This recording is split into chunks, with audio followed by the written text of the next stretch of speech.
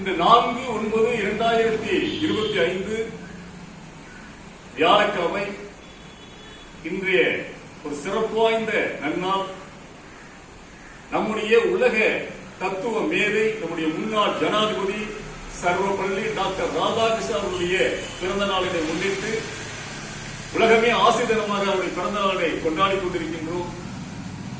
அந்த நல்ல நாளிலே அவரை நினைவுகின்ற நேரத்திலே ஆசிரியருடைய பெருமையை பேசுவதிலே நான் பெருமையடைகின்றேன். உலகத்திலேயே மிக புனிதமானது, அனைவராலும் போற்றி வணங்கக்கூடியது ஆசிரியர் பணி. உலகத்திலே சரி, உலகையும் சரி, ஆசிரியர் சொன்னாக்கா அது தனி மரியாதை. அவரை படிச்ச மாணவங்க கரெக்டா இருப்பாங்க, பெரிய விஞ்ஞானியா இருப்பாங்க, பெரிய போலீஸ் அதிகாரியா இருப்பாங்க.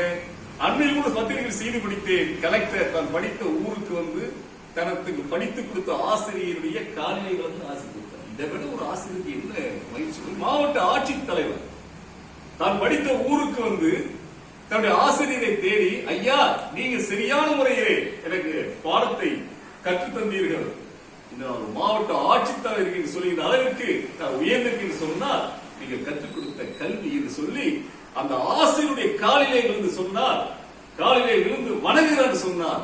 ஆசிரியர் புனிதமான இன்னொரு சிறப்பு, உலகத்தில் நடந்த ஒரு அருமையான ஒரு வரலாற்று சொல்ல ஆசைப்படுகின்றேன்.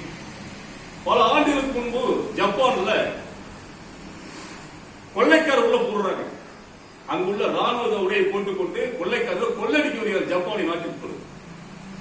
கண்ணில் படிவெல்லாம் வெட்டி கொலை பண்ணு பயக்காட்டுறாங்க, கொள்ளடிக்கணும். யார் கண்ணில் படுறாங்க வெட்டி கொண்டுருவாங்க.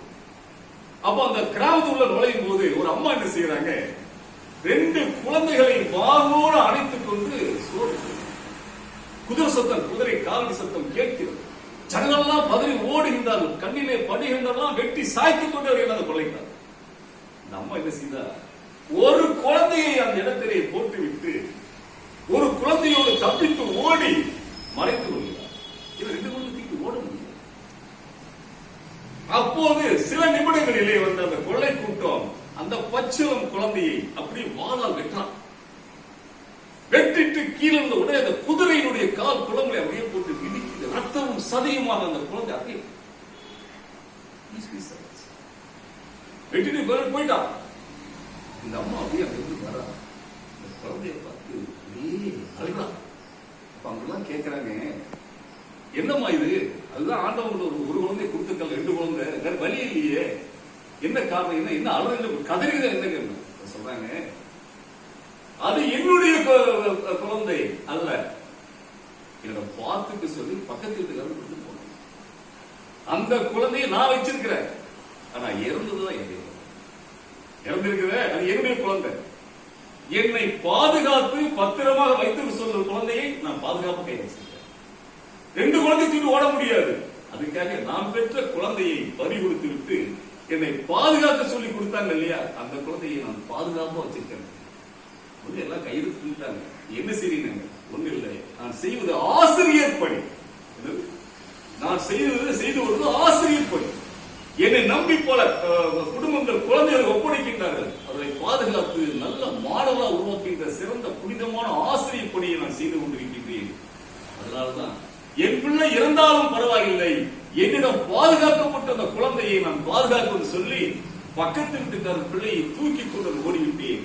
இந்த ரத்தமும் சதியுமாக விழுந்து கிடப்பது என்னுடைய உடல், என்னுடைய ரத்தம், என்னுடைய தசை, என்னுடைய உணர்வுகள். என் குழந்தை இருந்து கிடக்கின்றார், என்னால் காண முடியவில்லை. நான் பெற்ற பிள்ளை அல்லவா, அதான் பார்க்கிறேன்.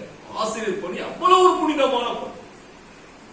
தன் குழந்தையை பறிகொடுத்து ஊரார் பிள்ளையை பாதுகாக்கின்ற அந்த தாயை நினைக்கின்ற போது, தன் பிள்ளைகள் படிப்பதை விட ஊரார் பிள்ளைகளை படிக்க வைத்து கலெக்டராக, ஒரு பெரிய எஸ்பியாக, ஒரு அமைச்சரை உருவாக்குகின்ற பெருமை ஆசிரியர்களுக்கு. அந்த வகையிலே என் தம்பி அருள்ஜோதி ஒரு சிறந்த நல்ல ஆசிரியர். கிட்டத்தட்ட ஒரு 35 ஆண்டுகளாக தமிழாசிரியராக பணியாற்றியவர். பொதுமறை திருக்குறள் பேரனுடைய பொதுச் செயலாளர் இருந்து இன்னும் பணியாற்றிக் கொண்டிருக்கின்றார். அப்படிப்பட்ட ஆசிரியருக்கு இந்த தினத்திலே, ஆசிரியர் தினத்திலே நல்லாசிரியர் என்று விருது வழங்குவதை வைத்தது. 5ஆம் உலக தமிழ்ச் சங்கத்தின் சார்பாக சி அருள்ஜோதி அவர்களின் 12 கால தமிழாசிரியர் பணிக்காக சிறந்த நல்லாசிரியர் விருது என்ற விருதினை வழங்குவதிலே மகிழ்ச்சி அடைகின்றேன். அவருக்கு பொன்னாடை அளிப்பதில் மகிழ்ச்சி அடைகின்றது எங்களுடைய 5ஆம் உலக தமிழ்ச்சி. வாழ்த்துக்கள் தம்பி. வாழ்த்துக்கள். சரி, வீடியோ கட் பண்ணிக்கிறேன்.